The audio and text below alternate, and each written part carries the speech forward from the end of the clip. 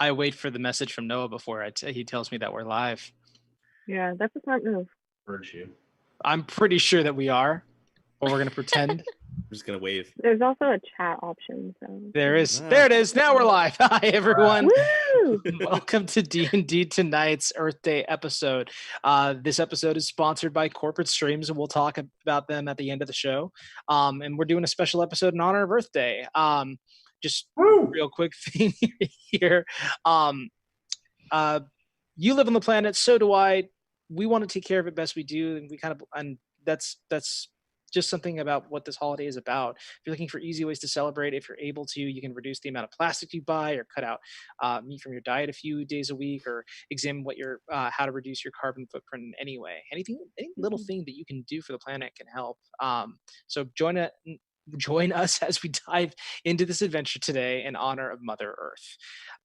You guys we're going to begin this particular story around a campfire in a town called Spite.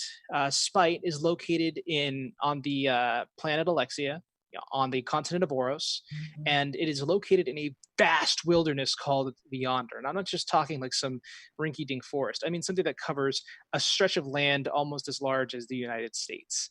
In this mostly forested area are 3 towns. We're focusing on one of them today, whose name is Spite.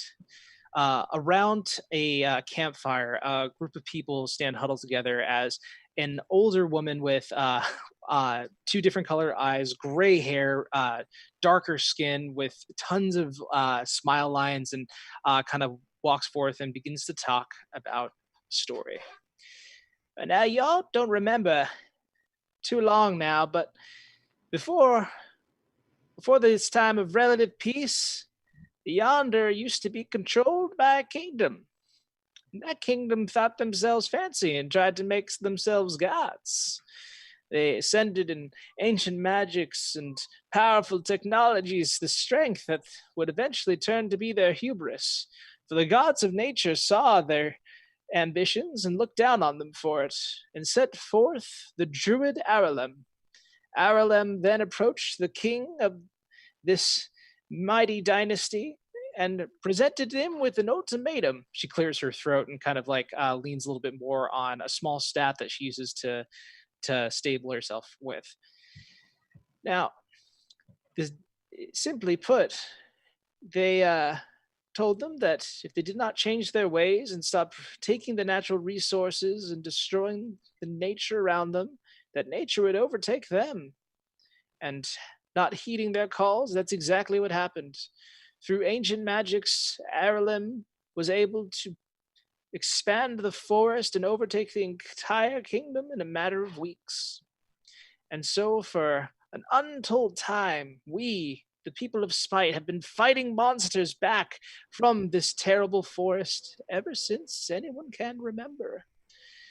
But there are those who sought to expand themselves. A mining company from a long, long ways away in the kingdom of Clydon found an old teleportation circle here in Spite, and they began to set up shop and send adventurers to guard them.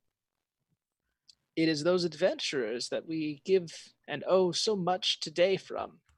You see, they went to fight the terrible horrors that lay in the House of Black and White, and after slaying 2 dragons, spoke with the druid Aralem. Mama Oates looks over to, I believe Iowyn is blonde, I might be wrong. Mm-hmm. The blonde half-elf, Iowyn, the druid, and the Goliath barbarian with geometric tattoos encircling all from her back and moving through the rest of her skin. The druid Iowyn, the barbarian Nalri are here with us tonight, but we do not forget the traveling cleric, the roaming ranger, or the talented wizard, who we will always refer to as an elf, even though she was clearly made out of metal. But I digress. Speaking with Aralem, they offered a small truce so that we here in Spite do not expand beyond our means, and have since enjoyed relative peace in 2 months' time. We also are thankful for what the Rangers' gifts have yielded us in terms of better hunting, and those who chose to stay from the mining company after they were asked to leave.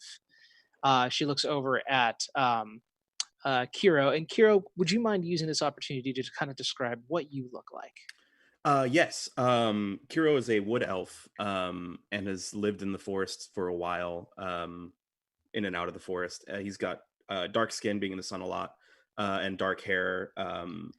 He has chips in his teeth from just various accidents he's had, so his teeth are a little bit more jagged. Um, and a lot of scars from the fights with other beasts, his hunting accidents, and um, he has very very clear green eyes, um, and he's wearing a lot of green and brown because he's spent a lot of time in the plants, trying to hide from other beasts. So he tends to wear those colors whatever he is wearing. But in this case, it's a kind of like a Clint Eastwood poncho like kind of thing. Right on. Mr. Lorenz, what can you tell us about what we see when we look at you? Lorenz Axelrod is a dwarf, weathered skin, hair that looks like it's seen better days, and he himself has better days behind him rather than ahead. He started off as a soldier and, well, ended up here doing the right jobs, and he has the look of it. His full plate armor looks about as weathered as his skin, and it's seen many fights as well. But here he stands in the near the end of his days and the start of his days. His brown eyes looking like they're made from the mud themselves, and he's just trying to find a place and a cause that he can believe in once again, like he did when he was younger, before he had to go paycheck to paycheck. Well, gold to gold, item to item. um, Death I, page. Iowin, you all, Allison, you always know more about Iowin than I would, and I would be remiss if I didn't give the opportunity to fuller detail her out to our audience. Alan's a shy, kind of small, half-elf woman. She's very pale. Her hair is a very pale blonde, almost silver in quality, and very long. She keeps it braided in places, bits of leaves and flowers tucked into it. She has one blue eye and one green eye, and she tends to hide kind of at the side of her best friend Nalri. And what does Nalri look like, Liv? Almost the exact opposite of Alwyn in every way. Where Alwyn's short and tiny, Nalri stands well over 7 feet tall. She is a barbarian through and through, so just like absolutely built like an absolute unit, covered in tattoos from like her back all up and down her body, even on her face. She has a hair that was probably once braids, but have kind of slowly but surely, especially in Spite, where it's just survival, has kind of like gotten this dreadish kind of look. Very long, dark, and she's a Goliath, so she has a very dark gray complexion. And she is resting bitch face doesn't even really begin to cover it, but to anybody who knows her, she's actually in a pretty good mood. She likes Mama Oates, and like this is a fun story. It's about her, so she likes it. She's in a good mood right now. Mama Oates smiles over the four of you and kind of chuckles. She's like, "Well, I believe I've yammered on for long enough. Bring out the food, Sullivan." And you see like lots of roasted vegetables and fine meats that are brought from recent hunts and gatherings brought out before everyone. You see what looked to be I was really hoping this now, since the mining company just up and left, they've repurposed a lot of their barrels for other stuff. And with a handful of dwarves who stayed behind, they've been able to make fashion into actual ale barrels. So alcohol has returned to Spite, and everyone's very excited about that. And this is the first time everyone's kind of getting into it. It is a small little festival to commemorate the peace and the prosperity that Spite has enjoyed after not constantly being assaulted by monsters on almost a daily basis. You're kind of at the end of what seems to be like the greatest conflict. Is there anything anyone would like to do while they're in Spite and enjoying this festival? Is it like a big festival, like music and everything going on? Oh yeah, there's definitely like people who are blowing on flutes, who are banging on makeshift drums. Like music is definitely a part of Spite. It just hasn't been for a long time. real quick, 2 house rules. If you want to do a thing, show me a hand, and then I keep pretty good track of who wants to do what. Um, so, what do we want to do? Yo, Liv. No, just a rude thing. Nari definitely makes a point to push to the front of the line. Alrighty. Push to the front of the line. Grab 2 big tankers, right? Yeah. Well, basically gets some ale for her and Alwyn, and just Sure. her form of hospitality. In any other place in the regular world throughout the rest of Oros, this would be probably an easier task. Spite is full of warriors of necessity, so go ahead and make an athletics check to barge towards the front of the line. Here we go. They last, my guy. They absolutely last. Oh no, not my stats. Sorry. I thought that was her dice roll. I was like, hey, there's a chance. No, you could only be so lucky. Do I make all? No, that's dexterity. Did you not an advantage, just a straight roll? Correct. That's gonna be 28. 28. Easily enough. Anyone who sees you coming is kind of, once you build up momentum. Wait, you said strength, right? Not athletics. Oh no, that was an athletics check. Is it more? Okay, cool. Okay. Well, it doesn't matter. They're the same thing. Never mind. Gotcha. Pushing through the entirety of the of people is not hard to do, especially for someone who is as yoked as Nalri is. You're able to go ahead and secure 2 flagons of ale, carved actually from the local wood around, with blessings from rangers and druids to do so. There's a very controlled amount of like resource allocation, and they only take what is absolutely necessary. And in this case, they're like, I guess we can make an exception. I'll be right back for 2 seconds. Gotcha. How about you, lads? What are we doing? Yes, Mr. Dino. Kiro's kind of awkward, so I feel like Kiro would just be like grab just a very minuscule portion of food and just kind of like walking around and trying not to draw attention to himself. As you're kind of walking, please continue. Oh, at the same time, like eavesdropping and kind of just listening in because he's not used to having a lot of friends, so he likes to hear what other people are saying. Sure, go ahead and make a perception check. Sure. Ooh, not great. 14. 14. I mean, people aren't actively trying to shield their conversations. This is a festival after all. People are speaking about how nice it is to like not have to rebuild a fence almost every day. So you hear like a bunch of the new rangers kind of bragging about takes. All of them seem to kind of pale in comparison to the ones that to trophies that you brought home yourself. But in the middle of this, you don't notice a white-haired half elf approach, just kind of sitting behind you, and says, "You're snooping." Oh, I mean, I'm just observing. Yes, when you're being quiet and looking at others, I call that snooping. Is there a crime against snooping? Not at all.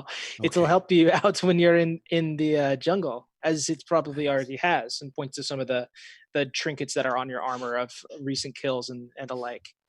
I don't do well to speak, and I prefer to watch as well. Your name? My name is Winter. Winter. Nice to meet you. The pleasure is mine. Why are you snooping on me? Because it was easy to do. Oh, well. Please. I was just going to say, if you're stalking elk or griffins in the wild, you want not to be caught, and you practice on people because they are usually much more aware. I see. That's a good point. I should probably be better at that. It's also because I am not great with people. I probably shouldn't, and you have my apology. Well, that's okay. It was a pleasure, and I'll take out a piece of some of the vegetables, and I hand it to her. She takes a plate and says, "Thank you, Flaggy. Are you have you been on many hunts in there? What's the greatest thing you've taken down?" Oh Lord. There was one time my teacher Bryn helped her take down a pack of dire wolves that were particularly nasty. You knew Bryn Hundraven. Yeah, yes, she taught me everything I know. She was there for me when my father fell. She is a good Oh. teacher and a kind woman. I'm so sorry for your loss. It was a hard time, but I had people who could help me get through it, thankfully. Oh, good. This town cares very much about itself and its own preservation, and survival is something that's, she's like kind of grasping for the words. You need it in order to live here. At least you did. Now it's a much nicer place. Yes. You seem to laugh a lot. I enjoy the humor. I learned much from Bryn as well. Possibly something I picked up is to laugh when I am nervous. Well, I apologize for making you nervous. I apologize for your apology. This is foolish. I'm sorry. It was nice to speak with you. This is probably the longest I've spoken with someone and have a lot. This is the longest conversation I've had here in Spite. Well, it's the pleasure is mine. I guess. Where do you stay? Where are you from? My hut is towards the fences. It was probably the closest home before we started building new ones for the people who came from Clydon. Now it's maybe 3 houses away from the limit. I see. Okay. Well, I don't want to keep you. I know this may be a lot of conversation for you, but if you ever need anything and you see me, if I'm not hiding well enough, you let me know. I'll be sure to snoop you out. She nods and goes to try some of the ale that is quickly being not replenished. What's the opposite? Diminished. There Diminished. it is. Mm-hmm. Mr. Lorenz, where do we find you, Sir Dwarf? Quick question. These tankards or whatever containers are holding the ale, do they have handles on them? They do. All right. As I wait more patiently than Nalri did in line, Lorenz would like to try to make an attempt to grab 2 with like 1 hand, 2 handles kind of deal. I gotcha. Go ahead. You know what? I'll say that you're able to grab 2 of them. As you grab these, they're like, "Hey, that better be for a friend of yours." You turn around. There's a half orc who's kind of eyeing you like a few people behind lines. Like, you grabbing that for a friend, or are you just being greedy? Well, I'm being greedy. And I'm gonna go now. Drink. Is this where the food is as well, by the way? Yes, it is. It's kind of buffet style. Anything comparable to like a turkey leg that I can grab with my other hand? Just like absolutely, you're able to get like you could probably grab like a leg of venison if you wanted to. Hey, all right. The half on my way. The half orc kind of just rolls his eyes as you walk away. As you're kind of walking, you realize, unbeknownst to you, your travel path takes you almost directly to Mama Oates. She's like, "Well, now, I see that you brought an old woman a flagon of ale. Much appreciated, Mr. Lorenz." Here you go. She takes and she's like, "Walk with me a little bit, Mr. Lorenz." Gladly. She kind of like rests down in a small carved chair next to the fire. There is not another spot for you to sit besides just some woven blankets that you can like take on the ground and just kind of like plant it. Right. He says, "Mr. Lorenz, you're from Clydon, are you not?" That's correct. Oh, I was surprised to have many people stay when they did after we shut down the portal to the other side. Do you regret your decision to stay here in the Yonder? The way I see it, I'm going to have a more peaceful life ahead of me here than I ever could have had anywhere else. So no regrets ahead. She kind of cackles. She's like, "Yeah, peaceful. I don't know about that. Before them adventures came along, this place was not known for its peace, let me tell you. And judging by the look of it, you've known war within and without also." Well, you're right about that as well, but I've got a good feeling about all this. I don't think there's going to be any combat or war ahead of me in my time. Are the tankards made? You said the tankards are made of wood, right? Yeah, they're carved. I'd like to knock on wood. She kind of smiles. She said, and continues and said, Oh, I hope that things remain peaceful. I hope that I live the rest of my days without having to get in so much as another confrontation. I'd rather just people nod at me, but yet every single day, Everett still asks me if I intend to take my baths without letting him know that I'm using the pool behind my house. And many a time he's walked in on me fully naked. So, Wait, who? Mama Oates. It's like, No, I know Mama Oh. Oates. Who? Never mind. I'm not here. I'm gonna shut the fuck up. It's like, but if Everett's not going to knock on the tree before it comes by, I'm not going to change the way that I live my life. All this to say, life is going to be full of little stresses and problems that you're going to have to fight out. And the difference between people who get involved and people don't is spine. And some people are getting a little relaxed around here. I'd ask if someone of your caliber if not to ease up too much. Obviously, enjoy your time in spite, do your work, and take your rest as you see fit. But Well, Mama Oates, I hope you never change, but if you ever need anything fixed or anybody fixed, just let me know. if I need anybody fixed, it's because I'm dead. I've been walloping people since you were just a twinkle in your daddy's eye. Well, Wait, you said it was Edward, right? Everett, yeah. I'm gonna beat his ass again. Anyway, moving on. Iolwyn, Nalri finally approaches you with 2 tankards of ale from where you guys have found your basic seat. You you guys spend a lot of time with each other. Like, you usually have your own, 2 spots usually reserved. Like, if you get somewhere, you tap the seat next to you so that the other one can arrive. I say the other one, but it's usually Nalri who's the one who grabs the seat, and nobody else wants to sit next to her. She's intimidating. It works. As Nalri approaches, is there anything you'd like to do here in at the festival? I'm just kind of looking around, seeing if there's anything interesting to eat other than the meats, since I don't really do meat. Of course. But I'm looking for baked goods specifically. Anything fun? After Nalri got the drink, she definitely got plates and just a whole veggie, or what she thinks a salad is. I got you, babe. There are traditional crunchier flat breads that have garbanzo beans, tomatoes, onions, some spices that are added onto it that don't contain any meat in them. A lot of people around Spite are very strong, and meat is considered meat is sort of considered like the luxury food.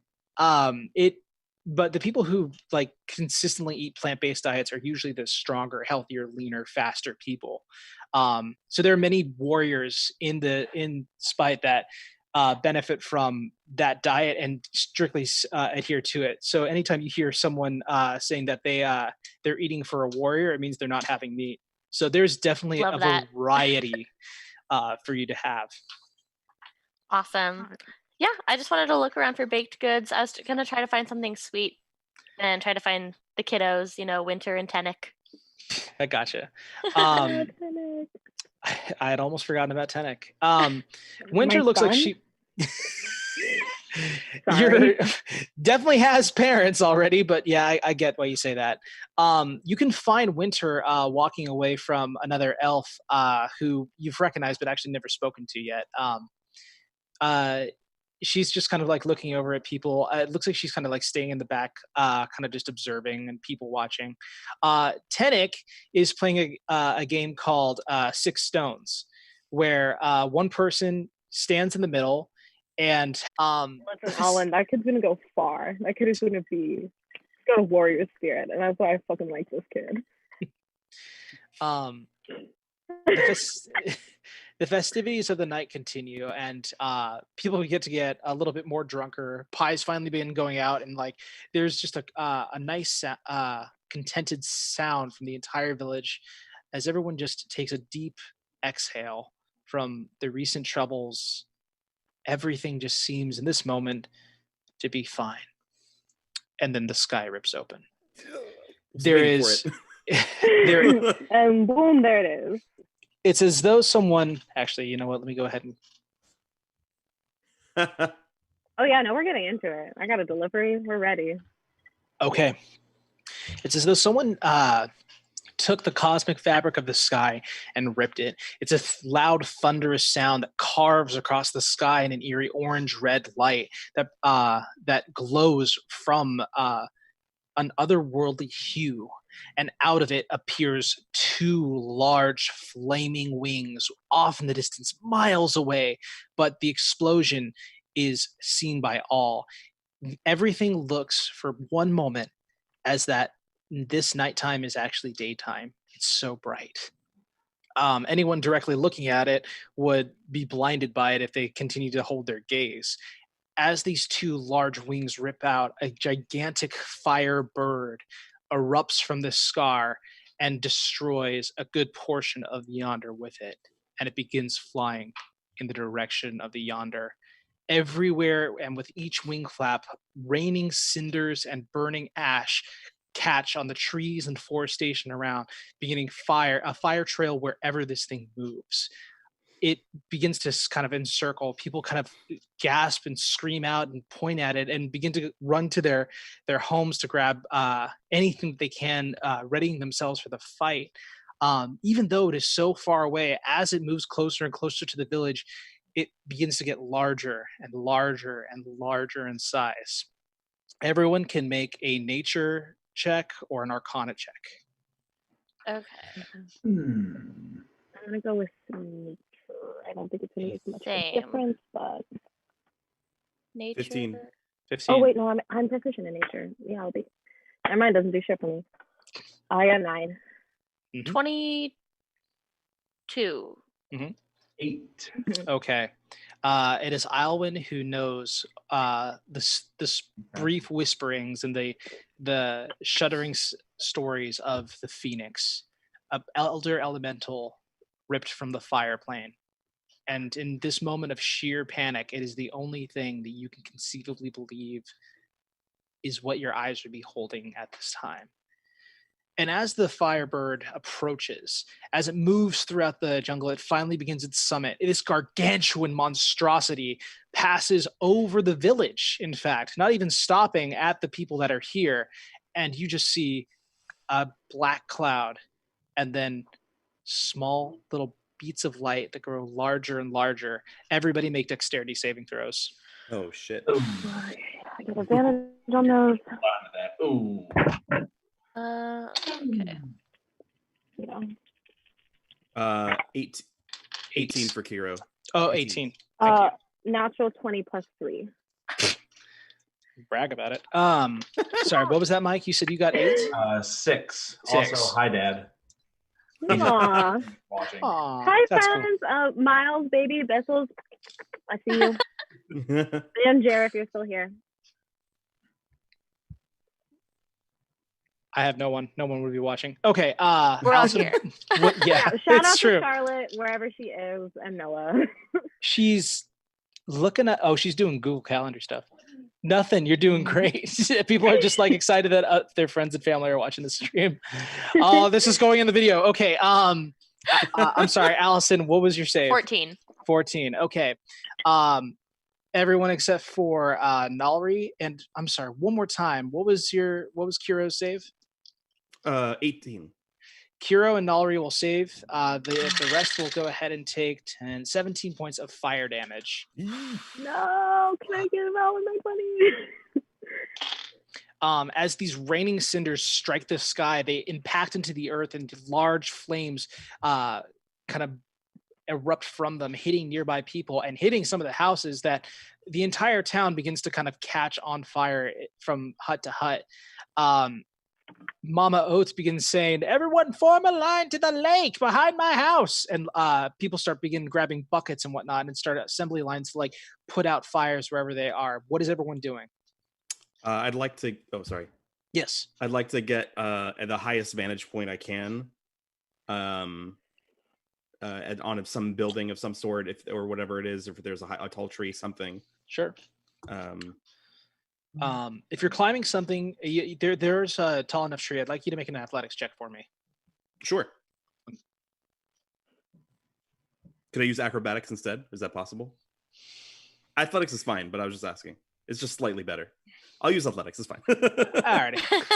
Because you're not like also, jumping from one thing. That's like keeping your feet steady. This is more of Right. like you're going up something. We got to 15. 15 is good enough. You're able to ascend up into the tree. You're a ranger, motherfucker. You're able to go up into the trees if you need to climb them, and you see a large vantage point. The damage is usually, it seems to be sporadic, so not a lot of trees or not a lot of buildings are on fire, but the surrounding countryside is starting to light up a bit, and you can kind of see this trail going back from the initial crack in the sky.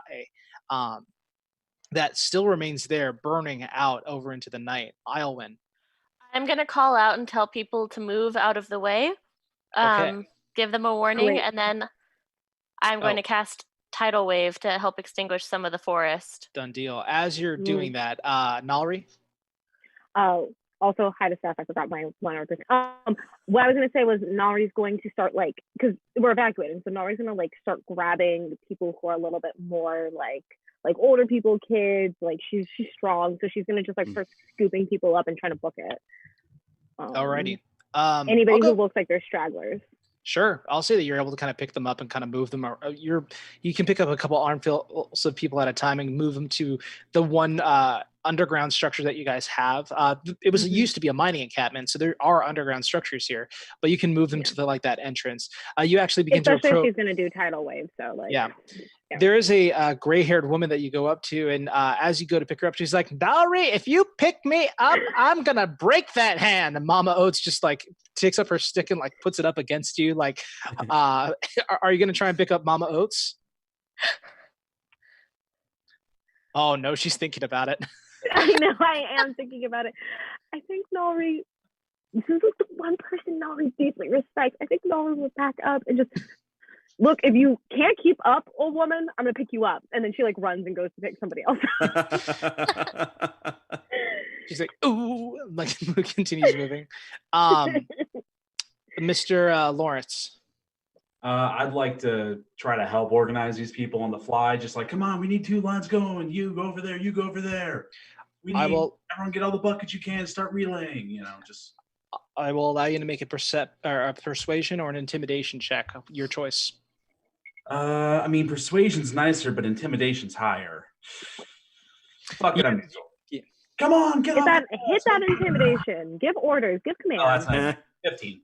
15 people heed the baritone voice shouting from even a shorter form. A lot of this mostly human elven half elven community take heed of your words and begin to snap into shape, start to pour out.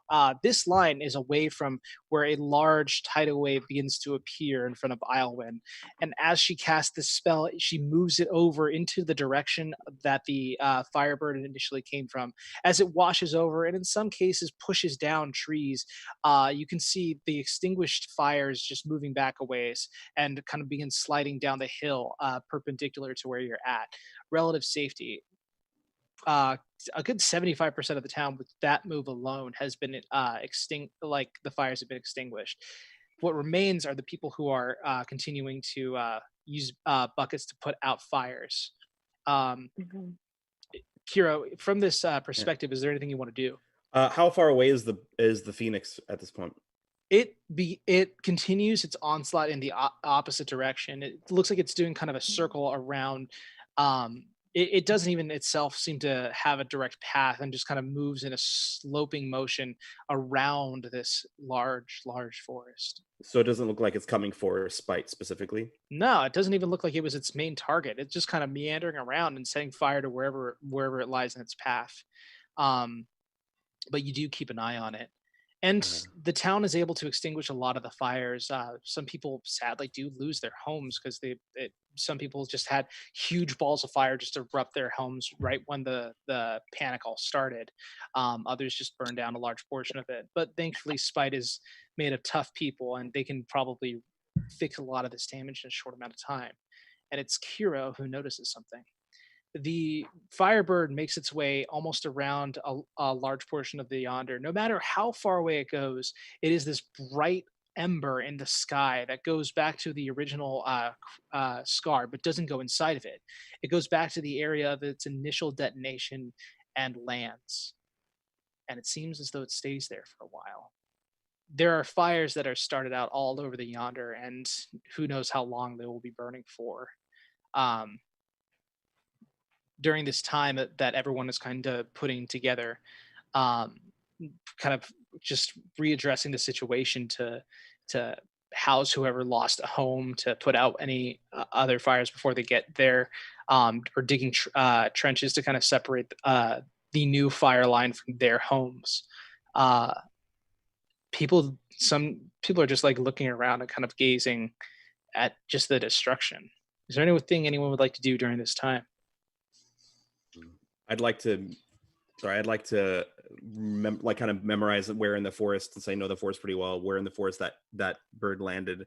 I'd Sure. like to go down to find somebody from the group, the four of us, that were at that fire, to relay the information that it landed and it's waiting. Sure. Go ahead and roll a d4. D4. 2. You were able to find Lawrence during this time. Lawrence, the bird, it landed back by where it entered our plane. I don't know what it's doing, but it's just there. Not flying around? Not anymore, but it did let a lot of the Yonder on fire. I don't know how badly it's going to be, but I don't know how we can possibly extinguish all of these flames. Well, let's do what we can. Try to set up perimeters that it can't get past, and let's make sure it doesn't fly again. Okay, should we go after it? Not just us. I think we're gonna need more than the two of us. Okay. Especially in case it does decide to fly. Okay. A voice from behind you says, "I couldn't agree more. Nari, I win." Mama Oates kind of like cries out as you guys turn around to see her. You hear the sound of Mama Oates calling you guys over. You guys coming over? Yeah. What says- do you want, you old hag? Listen, Rock Bottom, we've got a situation here. You've been holding on to that for a year and a half. I have. I finally have a character that will not put up with your shit. Those of you watching, I've played with some of these characters outside of games before. I think this is our first stream with them. I might be wrong. You helped build Nolri, so this is half your fault. Mostly, yes. Actually, not mostly. Minorly my fault, but still my fault. Okay, whatever. Anyway. So what do you want, you old hag? I want chicken for dinner, and I want it tomorrow night. That bird that just lit half the fucking forest on fire, I want you to go on after it and bring me its hide. Okay, I don't know how tender it'll be, but we can bring it back. Boy, do you not understand hyperbole? No. Hyperbole. You want it in a bowl? No, Sure thing, Mama Oates, we got it. Don't worry about it. We're partying, but wouldn't a bowl be in it? That thing's massive. Go out into the forest, see what you can find, and find out if there's any way to cut that god-awful scar in the sky off as well. We'll do our best. Yeah. I'll see if I can get in touch with our other druid friend, see if she can do something about the trail that bitch of a bird left. Yes, let me know if you need anything. I always let you know when I need something. Right now, we need that bird taken care of. You guys worry about this. I'll worry about. She like points to everything. All this. Do you guys need to grab any supplies before you head out into the forest? That's my weapon. Yeah, just my equipment. I'm assuming I didn't party with my hammer. So. No, you can. I mean, you can absolutely. I got some watermelons. We can Gallagher this out, but I don't think that's what we had in mind. Would there be like a stockpile of like potions that are like for people that go off odd hunts or anything like that? Sure, herbalists are one of the more active people here, and healing potions were definitely necessary, but production on them has slowed a bit since they're not constantly being attacked by people. I will say that you can all pick up each of you one greater healing potion. Sweet. Okay. Thank you. Yeah, you'll need it. At least you recognize that. Look, I just healing potions. What are those? not a cleric in this group. And the last time that I played with Islwyn, look, we're not going to talk. We don't need to talk about the Warforged. It's fine. It's fine. I may have accidentally let somebody die, but because I didn't know that I had mass cure wounds prepared. Charlotte heard that and like ran out of the kitchen, being like, "Heard you were talking shit." Like, listen, it's a lot of responsibility on your shoulders when you're the only party healer. It's a lot. It's true. Weren't you the one who also said, "I swear to God, I don't have any healing spells," and then immediately thereafter, Bradley, stop picking on my friend. I'm just saying. Oh my God. Oh, hang on a second. I was like, we have a cleric in the party. I don't need to worry about it. We did have a cleric. All right, I'm adjusting the lighting. So I am also. Bright. We lost the map view. Okay. There we go. IT Charlotte. We lost Zoom for just a moment. I had to move it a little bit. Oh, never mind. I think that we're still all good in frame. Love it. We're good. Never mind. IT Charlotte. I'm sorry. She played a Warforged. I mean, it's in her future. It's true. You might bump into her again. I might have her. No, I won't. Alrighty. So, you've grabbed healing potions. You can also grab provisions, of course. Even though you've eaten tonight, you want to wait until morning or go right out into the Yonder. I don't know. You use the spell, and I mean, there's just one spell, but you use the spell. So I feel like. Is it late right now? Like what time? Oh yeah, like this whole festival began like an hour after sunset, so it's been going on for another 4 hours. I'd say it's like 10 in the evening. We should. I think that we should take a break. I think that, like, at the very least, like, I don't know if Bradley's going to throw levels of exhaustion at us, but I'm never going to give him a reason to. And then also, Alan, every spell's a good spell. So I think we should just take a breather, take a night, and then leave as early as possible in the morning. Like, literally sleep 8 hours and then dip. Alrighty. Okay. If that is the consensus, you guys will wake up at 6 a.m. in the morning to the sound of... Sorry. Go ahead. I would like to keep watch or take turns keeping watch so we can make sure it doesn't move overnight. Sure. And I have my racial abilities for being an elf. I'll take the trance, so I'll only sleep for 4 hours, and then I can keep watch the rest of the time. Gotcha. Then I would say that Islwyn, you can go ahead and take that first watch while I keep on wanting to call him Corey. It's Kiro. While Kiro takes his trance, go ahead and make a perception check. Okay. That is not great, but it's still a 12. 12. In addition to all the sounds of the forest at night, things just prowling around and whatnot, the small, steady stack of smoke that is a good few miles away never seems to stop burning. Like, there's a steady plume that continues on for the entirety of your watch. Okay. Go ahead. No, go ahead. As your watch ends, I almost did it again. Kiro, I'm so sorry. It's okay. Kiro, you awaken from your trance, and you want to take a watch? Yes, please. Go ahead and make a perception check. Ooh, great. Love to hear that. It's 10. I rolled a 2, and I have a +8, so it's 10. Gotcha. I rolled a 4. I feel you. Yeah. Looking out over at the plume of smoke, you can also see like the fire that is leading up to the village begins to kind of spread and obscure the actual vision. You don't see the large, bright burning bird take to the sky again, but you also can't confirm it just because there's a wall of smoke emanating from where it came from. So I don't know whether or not it's still there. I just know that it might be on the ground or it might be in the sky. Yeah, you didn't see like a huge bright light come up from the ground, but of course there's a huge wall of smoke. Cool. Okay. At 6 a.m., all of you simultaneously wake up which is uncanny. In the second most fantastical portion about this game, from a full 8 hours of rest. Like clockwork.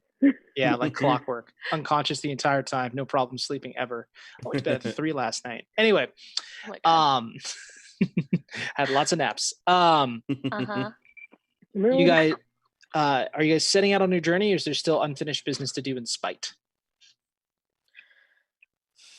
I feel like the longer we wait, the more chance there is that this creature could go for another pass and burn some more. Yeah. Yeah, Nori packed her bags like the night before, so she's ready to go. Okay. Yes, Mr. Lorenz. Would like to just kind of give a quick once over, make sure there's nothing critical going on here that we could help with real quick, but otherwise. That's fair. Yeah. Go ahead and I make thought about the same thing, but like. Go ahead and make a perception check real quick. Oh, baby. 23. 23. You do notice that from that as you take closer looks at like the large explosion sites, you see the body of a small creature inside of it, one that you didn't see before. Very long nose, wings, looks to be like an outline of ash of where it usually stood. Go ahead and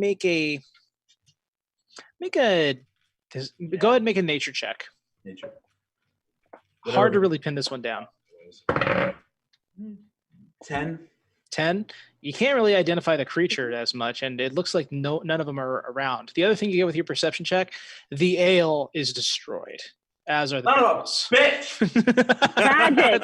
Now this bird Hit this has thing! to fucking die. Well, We're taking it down. You pack their alcohol source, they're gonna get upset. We're fighters. What do you want from us? More. I expected more. No. Alrighty.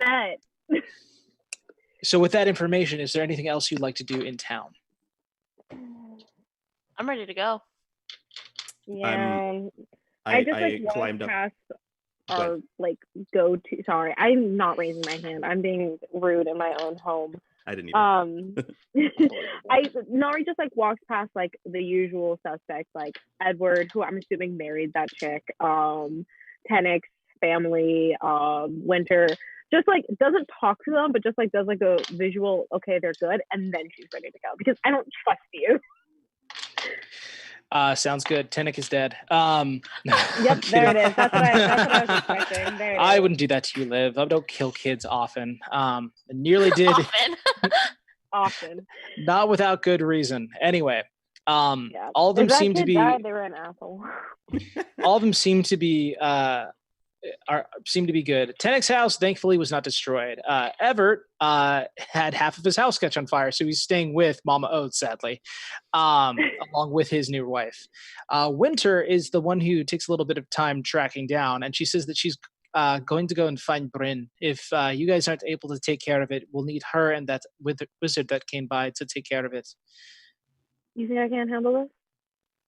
I never said you couldn't handle it. But you needed her last time to take down to take down 2 dragons. I'd imagine you'll probably need going at them alone would be tougher.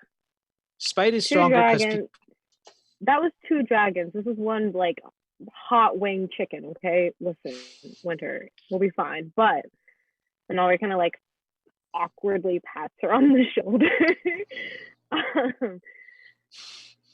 Bryn taught you everything you know. So while Alwyn and I are gone, just keep an eye out. She kind of raises up her eyebrows. She's like, go ahead and make a persuasion check. Are you sure? A year and a half ago, Liv told me we're going to take negative in charisma because that is a character choice. And ever since, it's been regretting it. That's a 10. Okay. She says, well, she says,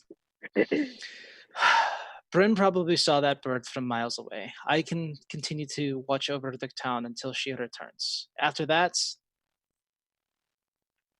I don't know. I'll stick around best I can.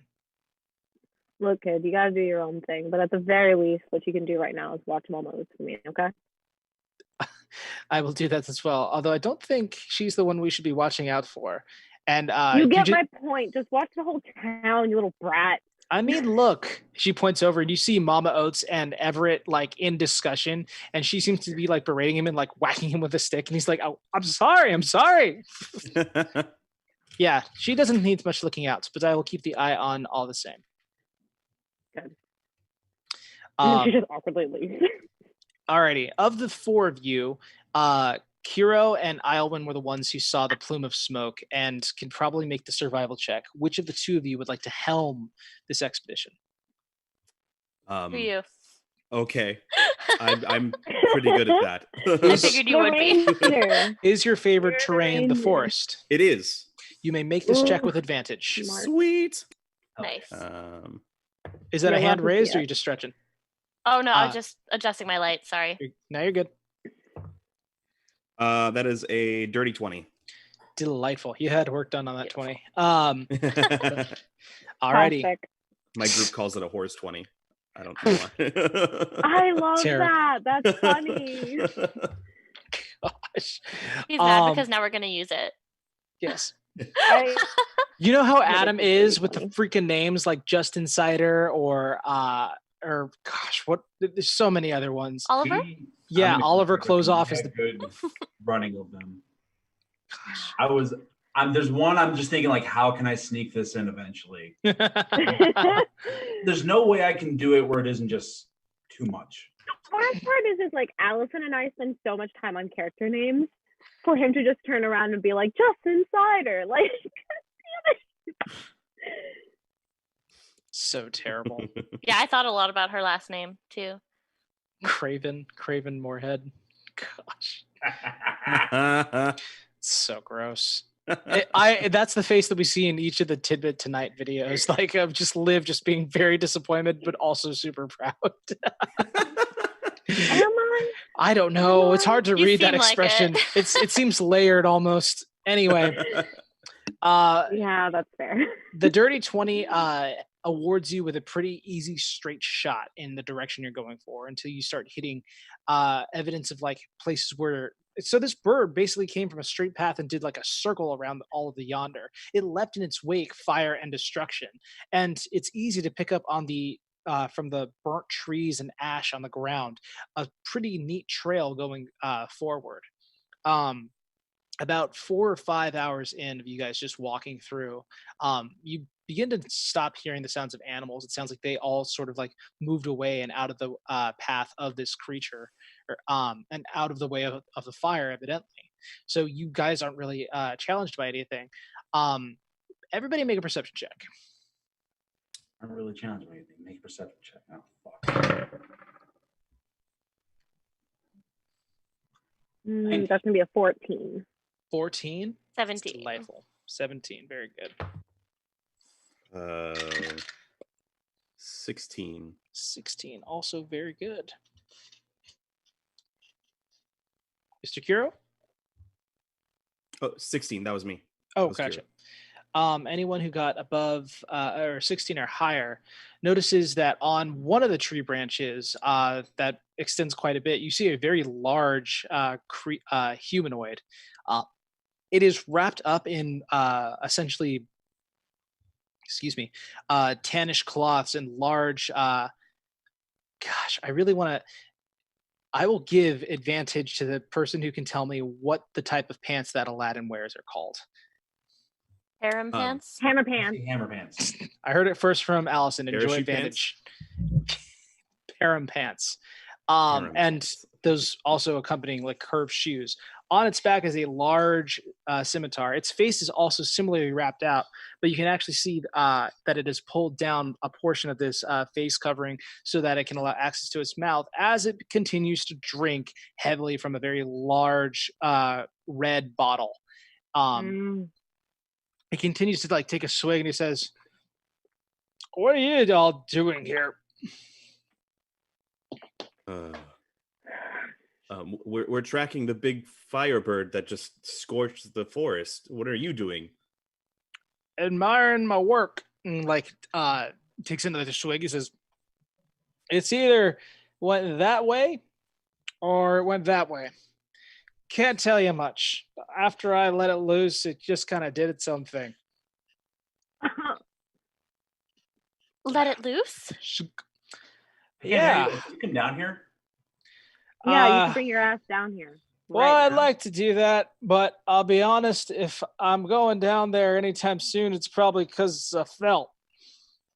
We can wait. That I makes my job pull my easier. longbow out, and I'd want to shoot him like in the ankle so that he falls from the tree.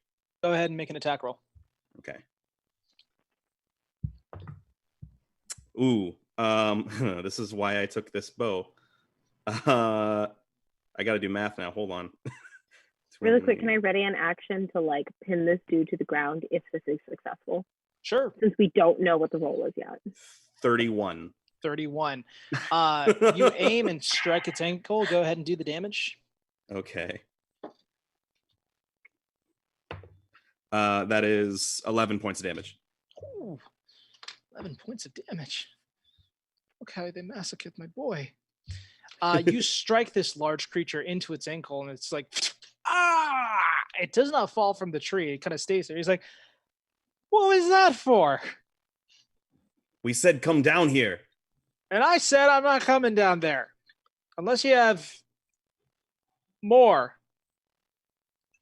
Does anybody have any more? No.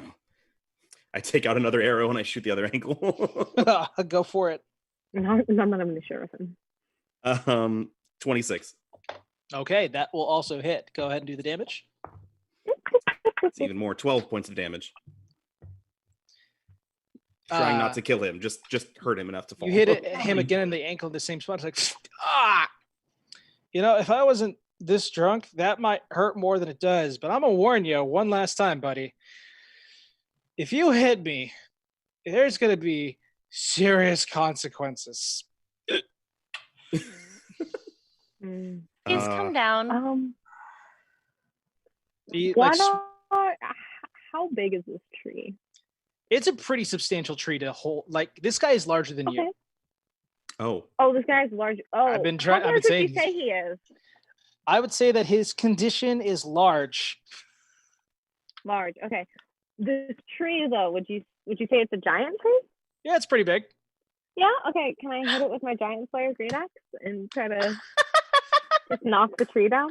Okay, I see what you're doing there. Would you say it's a giant tree? Would you say it's a giant tree?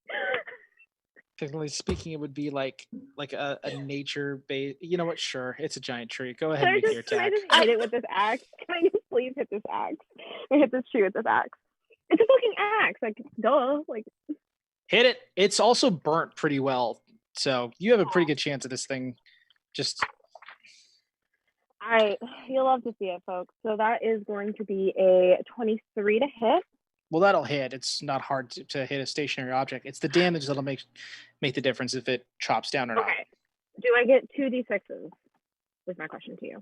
That's the big thing. If it's Sure. a giant, if it's yes, I'll give it to you. Thank It you. would never work in a regular game, but just because I admire them. them. Gracious DM, like what a good DM. Like wow, aren't we so blessed?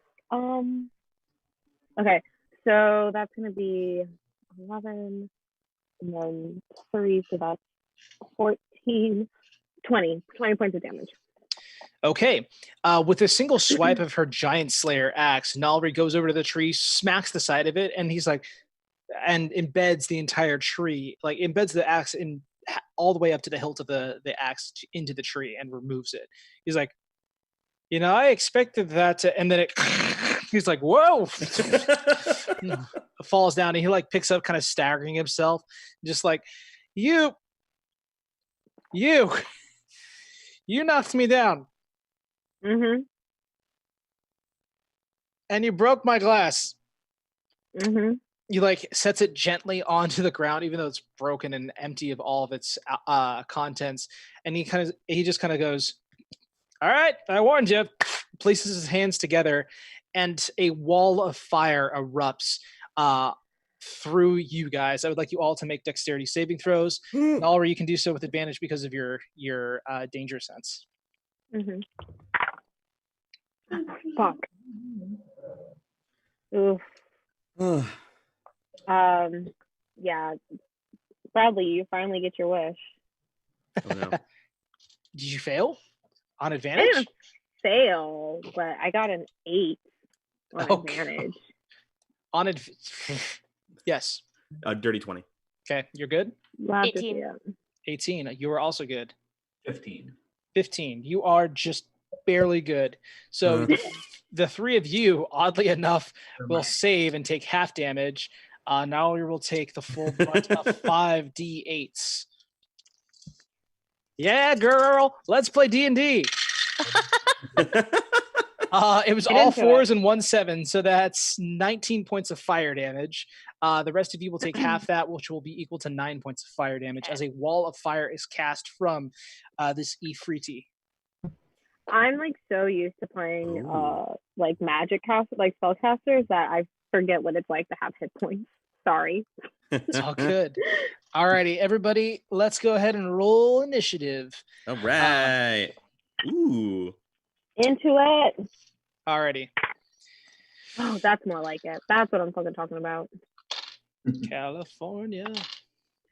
No, I'm gonna use my flame dance. Oh! All right. 25 to 20. Nat 20. Me too. 24 total. And mine would be a 22. Alrighty, so that will go Kiro, and then it will go Iowin.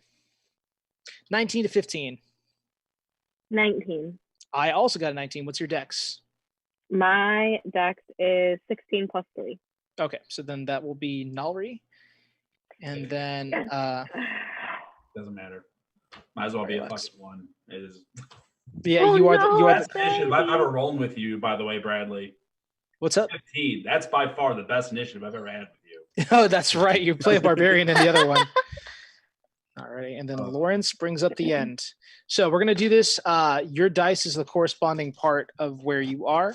There's Kiro. I'm gonna place you guys kind of in a line. Actually, Iowin would probably be next to you, so this will be. Actually, that makes total sense. Iowin will be there. Nalri will be closest to the tree that got knocked down. Makes sense. We will go ahead and put the Ifriti. We'll place him right here. And lastly, we'll go ahead and put Mr. Lawrence back here. So, top of the round. Kiro, you go first. What do you want to do? I would like to I'd like to for my bonus action, I'd like to cast Hunter's Mark. The Ranger special. Done deal.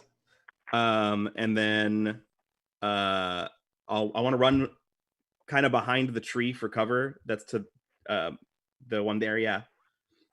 And my speed is 35, by the way. Yeah, so you have 15 left with that move. Excellent. And I'd like to do my extra attack, so I'd like to fire 2 arrows at the Ifriti. Sounds good. You can get out from behind cover, do 2, and then move back with the remainder of your movement. Go ahead and make your 2 attack rolls. All right. The first one is a 28 to hit. 28 will hit, sir. And I'll just do the other one now. That is even higher. So 1d8 plus 6. And then Hunter's Mark is an extra 1d6. Cool. Sorry, getting math. You're good. All right. So total is going to be 10 plus 12, 22 plus 6 is 28 points of damage. 28 points of damage. He's actually a large boy, so he'll take up that amount of space. Sorry, what was the total one more time? I just repeated 28 points of damage. Goodness gracious, boy. I think, right? Is it Actually, I'm sorry. I have to roll one more 1d6. Sorry. Go ahead. For Hunter's Mark. So it's 30 points of damage total for the Hunter's Mark also. I do love a nice clean number. Cool stuff. Okay. And then I'd like to go back to hide. Yeah, go ahead, coward. That's fine. I'm a skinny boy. Alrighty, that is your action, your bonus action, and your movement. Next up, we have Iowyn. Nalri, you're on deck. All right. I'm gonna stay where I am and attempt to cast Hold Person on him. So he has to make a Wisdom save. Okay. If he is a monster, does he do that with advantage? It says humanoid. This is considered an elemental. Okay. Mm. Then never mind. All good. Do you want to do a different thing? Yeah, I am. What's more fun? Sorry. You're good. Something wet. Something Druid of the Coasty. If I had a nickel. Oh yeah. Sure. I'm going to cast Watery Sphere. I'm not a fan of that. Then you chose wisely. Okay. You conjure up a sphere of water with a 5-foot radius at a point you can see within range. The sphere can hover no more than 10 feet off the ground. Any creature in the sphere's space must make a strength saving throw. Oh, okay. I don't like how confidently he said that. That is a 25. Okay. On a successful save, he's ejected from the space to the nearest unoccupied space. He automatically saves anyways because he's large. Sorry. I've never cast this before. I'm sorry. It's all good. It's all good. Also, how often do we fight large creatures? So it just stays there. But yeah, now I have a watery sphere where he was, and he's ejected. Gotcha. Don't you have control water? Never mind. I'm gonna show. So as this sphere of water coalesces around him, he just immediately moves out of it. Just kind of his entire wraps kind of soaked, his entire clothing soaked, and he kind of just eyes you angrily. Bonus action or movement? No. All right, Nalri, it's your time. Wait, okay, so am I crazy? I can't see the map unless there's oh, I see it. Never mind. I'm being silly. You here. He here. I'm here. Okay. I think I'm gonna save that for later. I'm gonna move in as close as I can to our boy, which isn't that far. Nope, not at all. Nope. And I am going to enter my rage. So I'm gonna roll for lightning damage, but I'll let you. You need me to make a save. So as Nalri rages, you see a storm cloud appear above her and begin to encompass her in a 10-foot diameter. Rain begins to pour down from it, as well as there's a crackling of thunder that emerges from it. If I have to make a save, that's going to be a 3 for dexterity. Okay. That's your total? Yeah. He's chonky. He's not. Jesus, bro. Damn, I almost feel bad, but I don't. I'm not going to feel bad about what happens next. Wrong. So that's going to be 7 points of lightning damage. Girl. And then we're going to go right into a attack with the Giant Slayer axe. I know he's not giant, he's large, so don't worry about it, but it's just an extra nice bonus. What was I looking for? +3 on melee. Okay, cool. So that is going to be, I'm so sorry, y'all. We're going to learn, I'm so bad at math. That's going to be 29 to hit. That'll hit. And that's going to be 12 points of damage. Okay. Alrighty, as you take your Giant Slayer axe and go into this rage, he gets struck with lightning, priming him for your first hit that carves across his body. Do you have your second attack ready to go? Yep. That's going to be another 21 to hit. and then that's going to be 19 points of damage. Same 19. attack. Ooh. All right. I have to do math real quick. Oh my gosh. It's like I'm live. Now you know how I feel. Welcome to my life. Barely graduated high school due to my math grade. Okay. The second one carves up around the midsection, embedding itself in between a couple ribs, which he kind of pushes out. He goes ahead and he brandishes a scimitar. And do you have anything else you want to do? Bonus action movement? No. I already used my bonus action to go into a raid. So. Okay. So he is going to go ahead and use his multi-attack. He brandishes his large scimitar, and he's going to go ahead and roll to hit you. Ooh, 13. God, do you know what feat trait I always forget I have? Reckless attack. Yes, you do. 20 to hit. 20 is going to hit. Actually, that'd be 23 to hit. But my point is, it doesn't matter. It hits. I know. We get it. You hit her. All right, the slashing damage you will feel be. like a big man. I am a large elemental.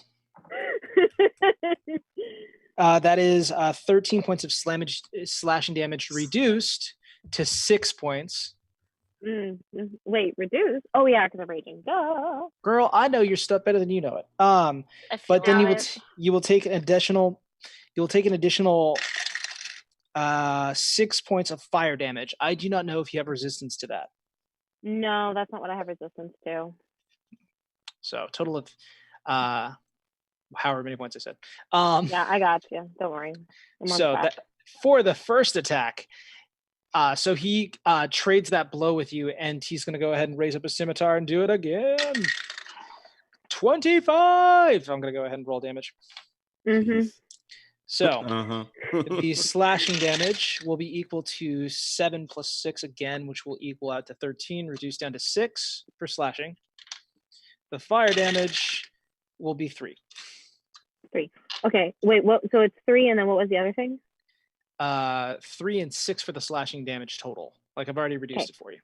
And I'm so sorry to do this, but it was recently brought to my attention. Nalri got a new set of armor the last time we played with her. I'm willing to sit here and say like she forgot about it in this round. It's in her backpack, but can we figure that out maybe for the next battle in the future? Because we're in the fight right now. Like true. Also, you cannot rage while you're wearing armor. Oh, that's true. Okay, then never mind. Sorry, babe. You're good.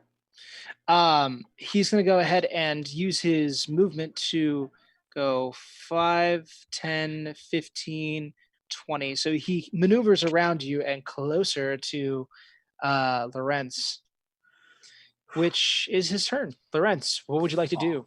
He saved me. But you know what? I'm almost happy about that. He saved me the effort. I'm going to attack him 3 times. That's very kind of him. I'm going to be merciful and get this over with. I'm gonna be nice. I'm gonna whip up my war. Just start swinging. So, first one's 16 to hit. It does not hit. Bummer. Second one is 20. Hold on. Before we go further, your +1 Warhammer gives you +1 to your attack rolls as well. I already accounted for that. Making sure. Okay, what's the next roll? Dirty 20. Done deal. What's the damage? That, my friend, is 12 damage. Ouch. Okay. Bludgeoning. Attack numero 30 is certainly hits. That's a 26. Yeah, okay. Brag about it. And that's 10 more bludgeoning damage. Okay, now we're getting somewhere. So you swing the Warhammer, and he deflects by placing the brunt of the scimitar down into the ground, and it connects with a very loud ping. As you spin around to go, you hit towards his knee that knocks him down further, and then you raise up the last hit to go right into his shoulder, where you hear a dislocation happen.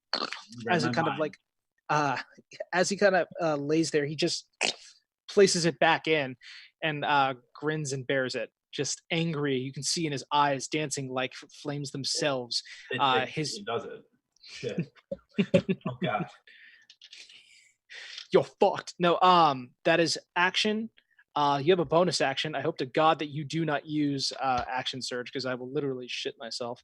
I'll save that. For Do it. Make him shit himself. Shit yourself. I think I'm gonna save that for a less rainy day. Okay. Then next up, Relatable. do you want to move? You can always flee. Always an option to flee. No. Okay. No, This was your choice. Next up, we have Kiro back at the top of initiative. Alwyn, Right. you are on deck. You're on deck. Can I get a clear shot if I move out of cover? You can move 5 feet to right here. Cool. And fire at him. Yeah. Awesome. I will take 2 more shots at him. I just realized something. I have one of my things, Colossus Slayer. Once per turn, when you hit a creature with a weapon attack, the creature takes an extra 1d8 damage if it's below its HP, max HP, which it is, right? Cool. Now I gotta hit him. 2 bows. The first one is 23 to hit. Hits damage. Oh god, I'll do damage. So it's 1d, and then I'll do Hunter's Mark and the extra 1d8 for this one. Yeah, go ahead and just give me the full total. Unless it's fire damage, it'll hit him like normal. Cool. It is going to be 10 damage for that hit. Okay. And then the second bow, that is going to be 20 to hit. Dirty 20. Will hit and damage. That one is only going to be... Oh, I'm sorry. I forgot to add 6 to that. So it was 16 for that. Sorry. Gotcha. The modifier. Adjusted. And then that one is going to be 17 points of damage. Okay. Alrighty. Striking with both of the arrows already knocked back, you angle your bow and fire the arrows into it where it impacts him just in the leg a little bit higher. He's like, the same leg! Why? Bonus action movement, you want to go back into cover? Yeah, I'll do that. All right, Islewin, it's your go. All right. I am going to, I don't know. He sounds like he has information that I'd like to get from him, so I don't really want to attack him. So I'm just going to move my watery sphere back over to on top of him. Okay. And he has to make another strength saving throw. If he's large, doesn't he automatically I looked it up, and it's huge or larger. And I saw larger, and I read large, and yeah. That's all good. He rolled a 23. Okay, he succeeds, so he is ejected from where he is to the nearest unoccupied space. So the bubble of water is now where he was, and he's ejected over. I will go ahead and put... How big is the sphere? It's 10 Same feet? size as him. It has a 5-foot radius. So that'll push him further away from Nalri, which... Blessing in disguise. Like, Nalri looks over her shoulder and just like, can you... Like, do you see what I'm doing here? Like, do you see what I'm doing here? I'm trying to catch him. As you try to pokeball this big ass motherfucker, he dodges out of the way, and as he gets encapsulated, there's a brief moment where like the undertow of the current kind of fights him in. He uses that to spin out of it, ejected away. He's like, "Stop drowning me!" Alrighty. Next up, we have. Oh well, Islewin, do you want to move? Bonus action? No, I'm just gonna yell at him. Then just talk to us. Make a persuasion check. With disadvantage. So persuasive. So you gave me advantage though that I haven't used yet, this? so I will balance it out and not do the disadvantage. Sounds good. And persuasion is going to be... Sorry, I'm on the wrong page. I'm on my spell page. It's going to be a 14. 14. Not bad.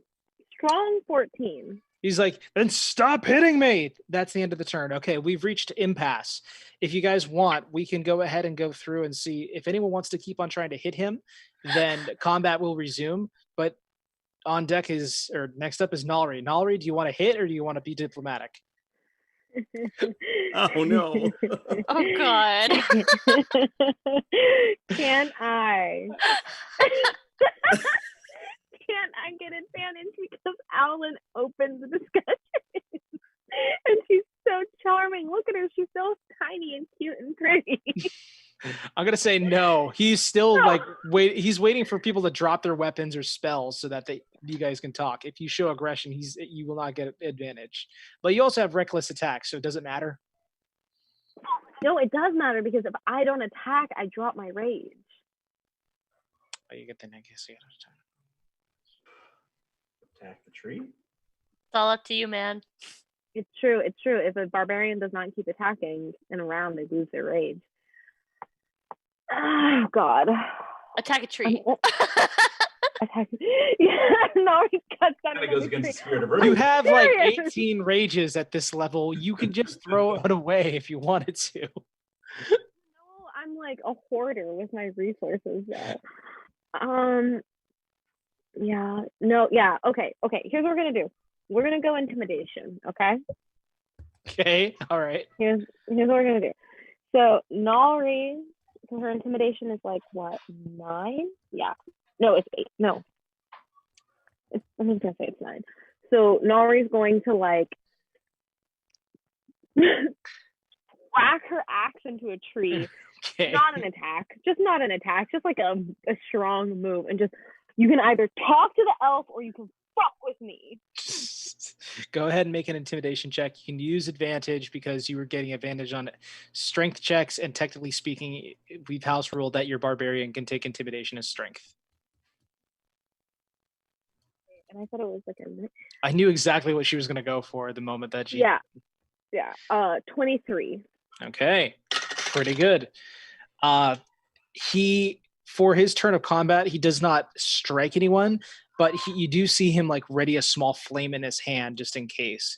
Looks like he is ready. The lightning at the edge of Nolly's storm like flickers back. Alrighty. Lorenz, would you like to take an attack action or would you like to not? I mean, like to. But strategically, I know we have them surrounded. We have them down. My years of war know that we have the advantage here. We can try to negotiate. So I just make sure. I maintain my position ready, but like, okay. Now Okay. what? Now we go back to Kiro. Kiro, do you wish to engage in combat? Do it. Fuck it. Kiro,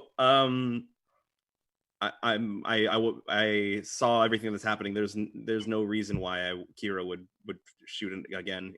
But I'll keep a bow, an arrow knocked, in case he makes an aggressive move towards us. Sure. And I'll just walk out from the tree, and just watch. Alrighty. So he continues to have his scimitar out. He just like places his hand over the hilt of it. And he goes ahead and he closes up his fist from having fire. He's like, okay, you wanted to talk and you hit me pretty hard a couple times there. So I'm willing to think that maybe talking's a good idea. What do you want? Put the arrow away. You said you were admiring your work. What did you Yeah, make? what the fuck did you do? Well, about a lot of years ago, my time's different from how your time works. A lot of years ago, there was this girl, and she helped overthrow a kingdom and turn it all into the forest that stands here now. And I thought that was a pretty cool move on her part. And I don't know, we got to talking. We were together for some time. And then, like 2 months ago, she started acting all strange. She's like, well, maybe they deserve another chance. And I'm like, humans are awful and humanoids are only just going to disappoint you. Their only work is as slaves. Like, there's no point of keeping them around otherwise. She argued back. We got in a fight and she ended things. I was pretty upset about it. So I thought, you know what? If she loves her stupid forest so much, maybe I should just burn it to the ground because she burned my world down. So I went ahead and I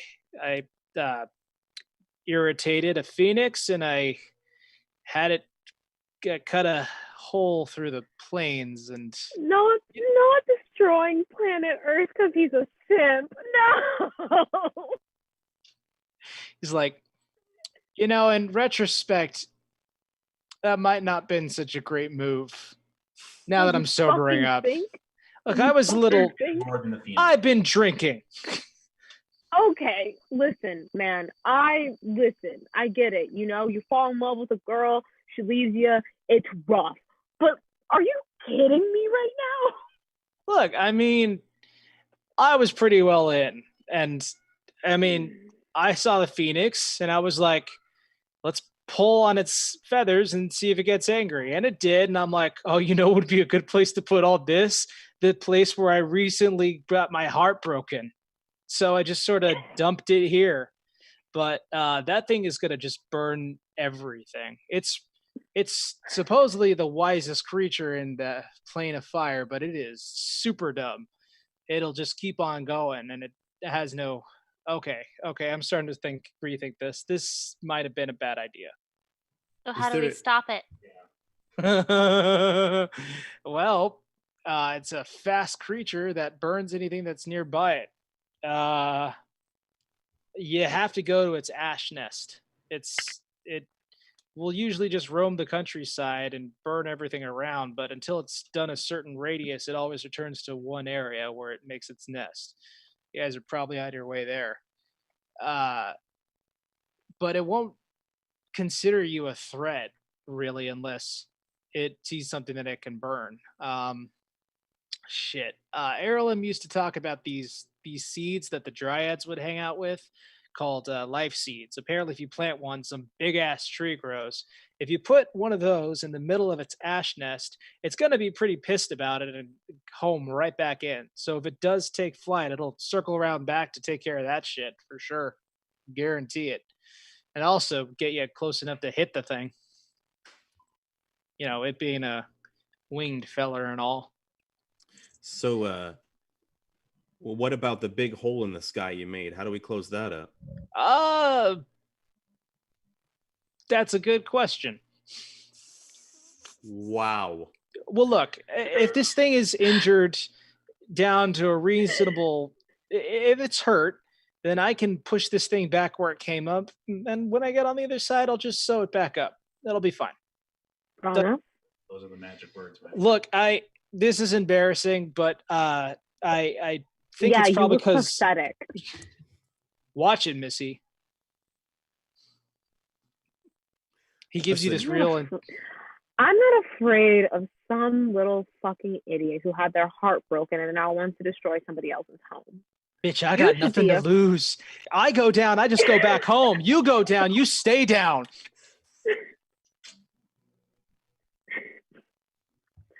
Thank God, finally. You were saying? I'll take you to the place where the dryads are, and you can get the seed, and I'll walk you over there. And when the thing's hurt enough, I'll push it back through to the plane of fire and close it up from that end. This is not my proudest moment. Are you going to stop having temper tantrums in the future? Well, that was the last of my alcohol. Maybe watch how much you drink. Try to get better with those you care about. Mm-hmm. I'm not going to fucking with our plane. Look, it seemed kind of funny at the time. This dwarf is spitting. More arrows. Yeah, those things hurt. That ankle. They're not going to hurt Big Bird, though. He kind of begins pulling them out of his leg, like, ow. God. Why won't they hurt Big Bird? Oh, I mean, it's basically made of fire, and these are made out of wood. So we got a problem there. DM question. Yes. Sorry. Is it because it's a +2 longbow? Is that technically magical for the ammunition as well? Yes, it is. Cool. Thank you. I just want to make sure. Thank you.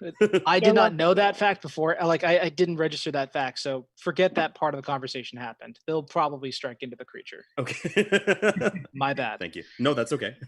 Yes, Alwyn. Oh, I was just going to kind of draw some water out of my flask with my cantrip to shape water. And good thing I'm good with this stuff then. Yeah, that'll piss it off. Big hammer? That one's the strongest spellcaster, I know, we got this. And she like taps her really hard on the back. Here's the thing.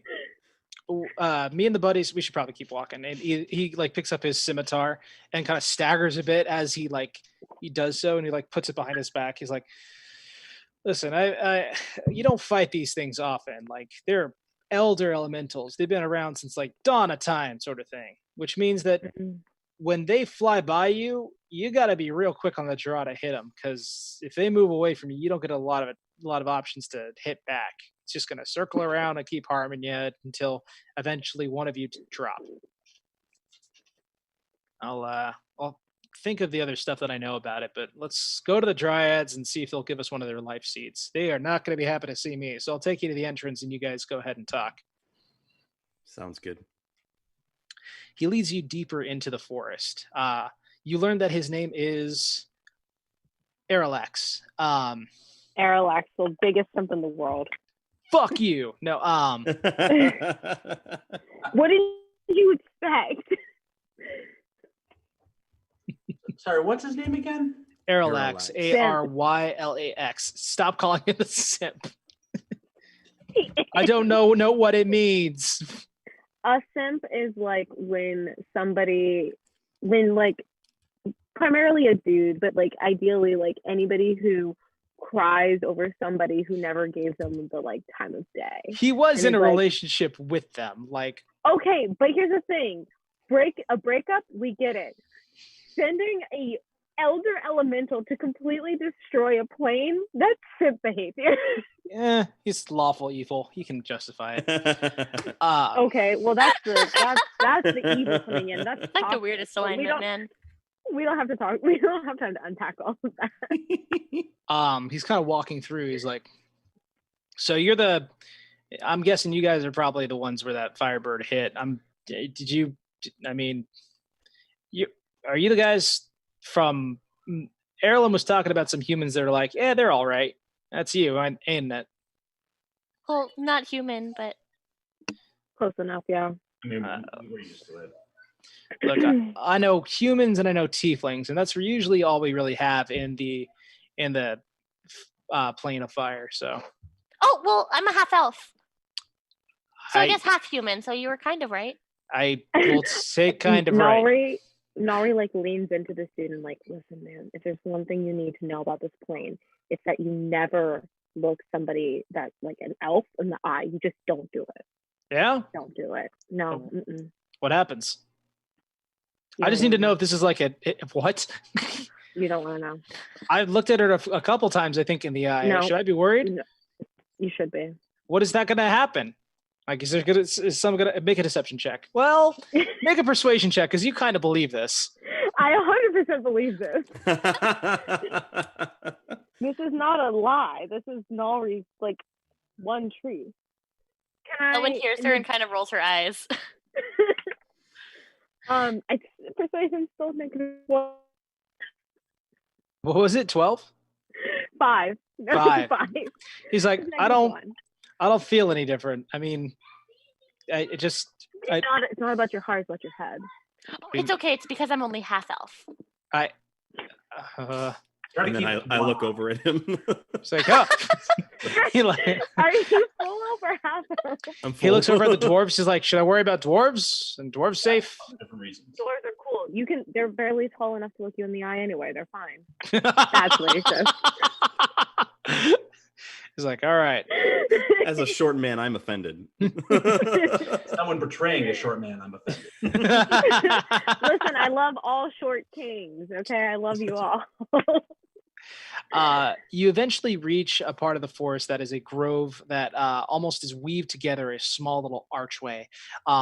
He's like, this is the domain of the Dryads. It's on nights with full moons, you could probably enter in and get into the Feywild this way, but you're still in the material plane technically if you walk through this thing. Just be wary of them. Dryads are tricky little people, and I don't get along super well with them anyway. I'll wait right here for you. I'm gonna see if I can take a quick nap. And he like goes up against a tree, leans down, and closes his eyes. Hey. Well, here we go, I guess. Yeah. Never too old for something new. So we can walk in. Just put this in my bag. Yeah. In fact, I think now would be sort of a okay. We're going to be taking a break here in just a little bit, but as you guys enter into this area, as soon as you pass underneath the archway, the temperature almost changes. Whereas you're getting like hot, muggy forest and the smell of smoke on the air, as you walk through, you smell kind of this sweet honeysuckle-like nectar in the air, and the temperature drops to kind of a cooler breeze. The entire area seems to like take on almost a different light shade, as though everything is instantly brighter.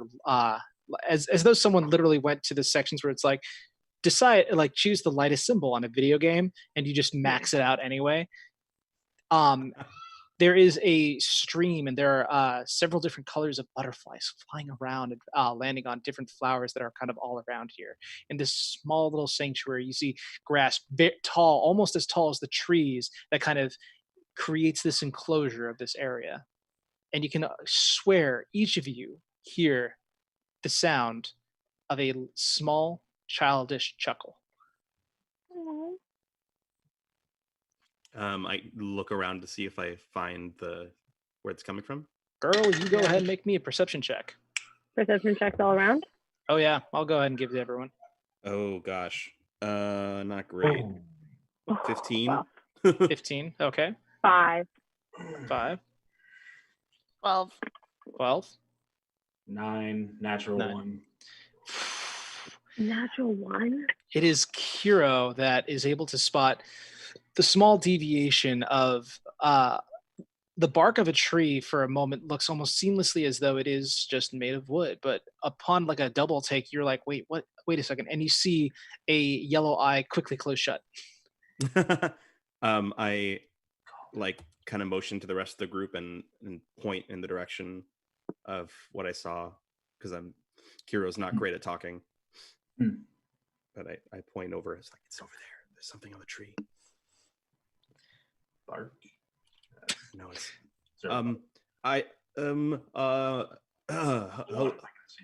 we come in peace. The figure blended with the tree immediately scampers up the tree and moves out onto a branch that overlooks the four of you. And looks down and says, Kelka shows? Who speaks Sylvan? Me. Oh. Boom! Ready. Roughly translated, you hear them say, who are you?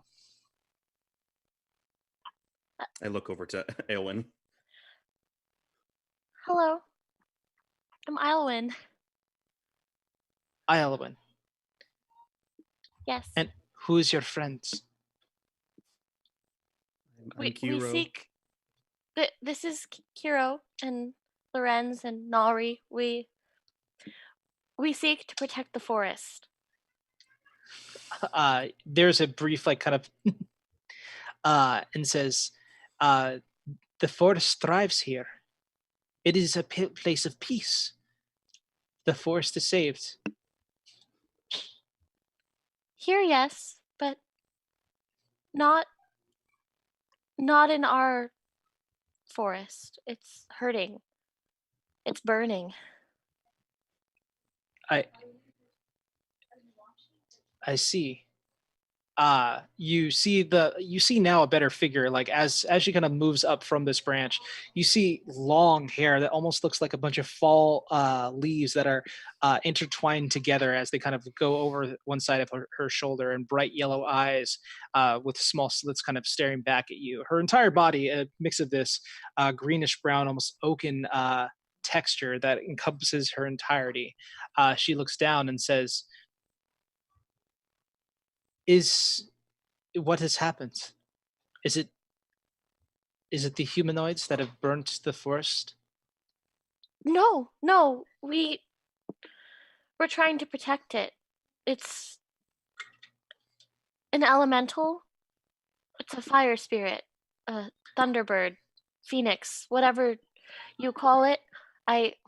She's not very good with Sylvan. She learned it out of studying, but it's not super fluid.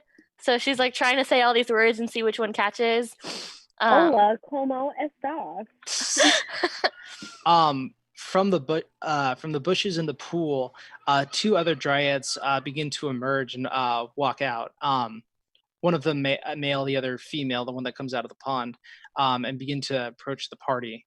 And that is where we're going to take a real quick break. Go ahead and place your videos and your mics on mute. We'll be back in just. My clock reads 5:15. Mike, wherever you're at, it'll probably be that, but 2 hours later, 7:15. In 2 hours. Yeah.